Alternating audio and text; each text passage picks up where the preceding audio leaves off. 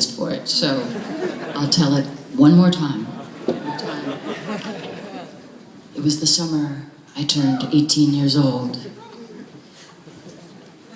It was the summer of my very first summer romance. And I was teaching young girls how to disco dance and folk sing at a sleepaway camp in the Adirondack Mountains. And this song was written for the arts and crafts counselor of the boys' camp up the road. And he came from Liverpool, England.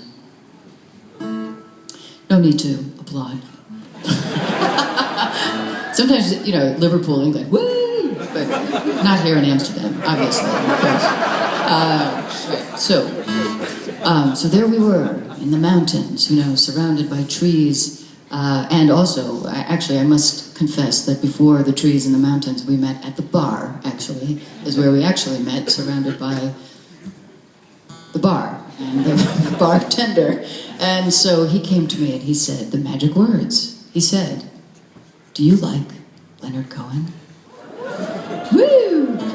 So back then, Leonard Cohen was not as famous as he is now. Back then, it really was like a secret society of people who knew about Leonard Cohen, you know, and there was a special way of asking the question and a special answer you were supposed to give, especially in America. You're supposed to say, "Do you like Leonard Cohen?" And if you're American, you're supposed to say, "Yes, I love Leonard Cohen, but only in certain moods."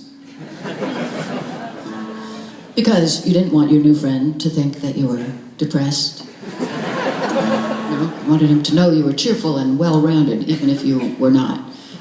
So he said to me, do you like Leonard Cohen? And I said, "I love Leonard Cohen, but only in certain moods." But he was English, you see, and he didn't care about the fake cheerfulness of Americans.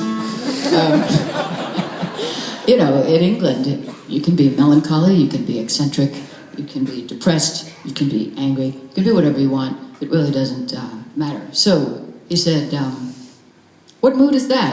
"I love Leonard Cohen," he said. "I love him all the time." So it felt like fate, obviously, destiny. We were destined to be together for the rest of the summer. That lasted 7 weeks, and at the end of the summer, I knew he would go home to Liverpool, and I would go home to New York City, and this seemed like a tragedy.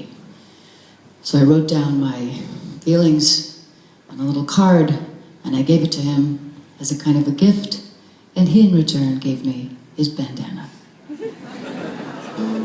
So aren't you glad you asked? Right.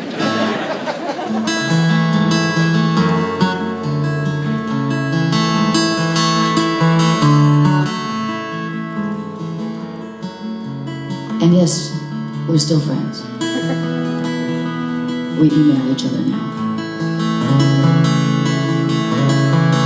You come from far away with pictures in your eyes of coffee shops and morning streets and a blue and silent sunrise.